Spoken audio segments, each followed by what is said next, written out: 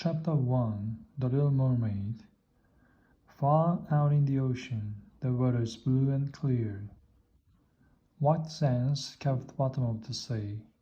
Wonderful trees and flowers of all colors grow under the water, and fish, large and small, swim among the branches. Once upon a time, there was a beautiful palace in the deep ocean. The walls were made of coral, and the roof was covered with shells. A sea king and his 6 beautiful daughters lived there. His wife had died many years ago, so his old mother took care of them. She loved her 6 granddaughters, the little sea princesses. The sea princesses were pretty girls, but the youngest was the prettiest. She had long golden hair, her eyes were blue like the sea, and her voice was the most beautiful of all the sea folk. But like her sisters, she had a long fish tail. Therefore, they were known as mermaids. Every day, the sea princesses played in the palace. Beautiful sea flowers grew out of its walls. Fish swam through the windows to play with them. Sometimes the princesses swam to the shipwrecks on the ocean floor. They collected gold coins, statues, and other pretty items. One day, the little mermaid found a white stone figure of a handsome boy on the seabed. She took it to her grandmother. "It is just like the people on the land," said her grandmother.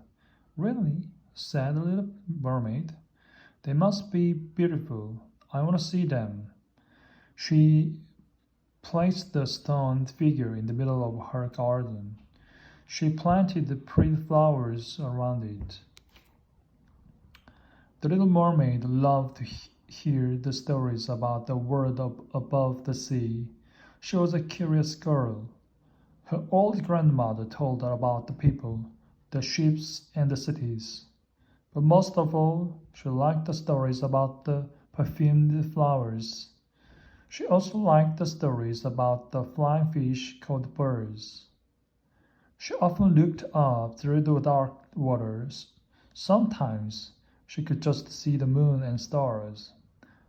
"I want to see all these wonderful things," she said. "When you are 15, you can go," said her grandmother. "Then you can sit on the rocks in the moonlight and watch the ships sailing by."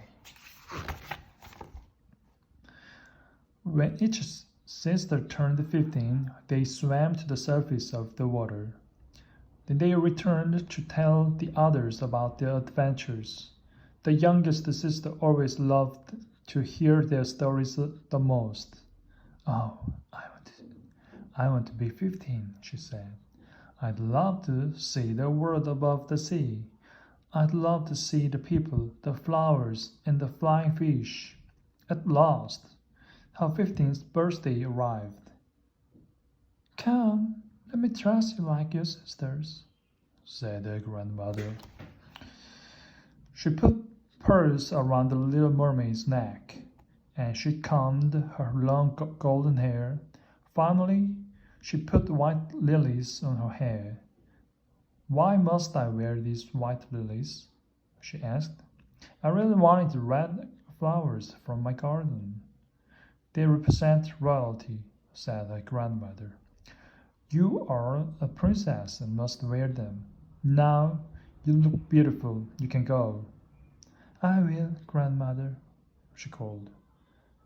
"Goodbye." Then she swam up through the water.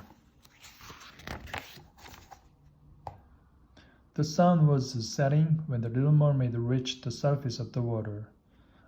As she floated on the calm sea, she saw the evening star twinkling in the night sky.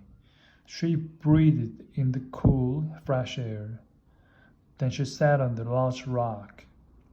She wrapped her long hair around the body and sang to herself. Woohoo.